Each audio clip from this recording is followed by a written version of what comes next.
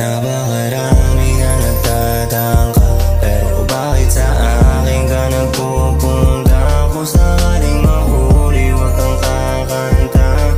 Ako mayayari pag naubos ka. Napakarami na nagtatangka, pero bakit sa akin ka nagpupunta? Kung sakaling mahuli, wag kang kakanta. Ako mayayari pag naubos ka.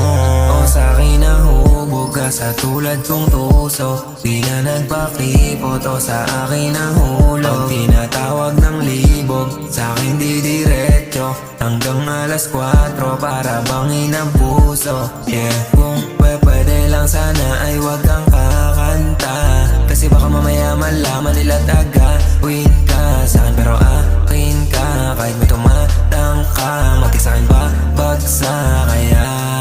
Napakarami na nagtatangka, pero bakit sa akin ka nagpupunta? Kung sakaling mahuli, wag kang kakanta.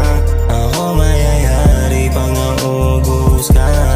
Napakarami na nagtatangka, pero bakit sa akin ka nagpupunta? Kung sakaling mahuli, wag kang kakanta. Ako mayayari pag naubos ka. Di mapinggilan ang kamay ko hawakan ang iyong balakang, pero di mo pinigilan at hindi nanlamban. At para bang sinambihan na puno na ng pawis yang kumutatunan. Pero baka mahuli, wag kang kakanta.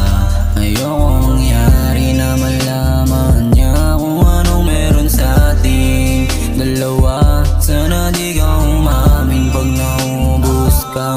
Napakarami na nagtatangka, pero bakit sa akin ka nagpupunta? Kung sakaling mahuli, wag kang kakanta.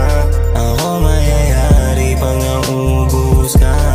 Napakarami na nagtatangka, pero bakit sa akin ka nagpupunta? Kung sakaling mahuli, wag kang kakanta. Ako mayayari pag naubos ka. Sa akin para walang kaalam. Alam mo yan, sana yung utak mo ay may laman pa yan. Mahuli man tayo, walang magbabago sa akin, ngunit sa'yo napakalaki. Kaya bago gawin ang nais mo sa akin, isiping mabuti, wag magmalaki. Ano bang tayo? Para yung sugat na to, ako pa ang magpapagaling. Naglaro lamang tayo, biglang nadapa ka naman dahil sa iyong pagmamadali. Huwag mong ibahin ang usapan natin dito at wag kang aamba. May hawak kang mikropono sa iyong kamay, basta wag kang kakanta. Napakarami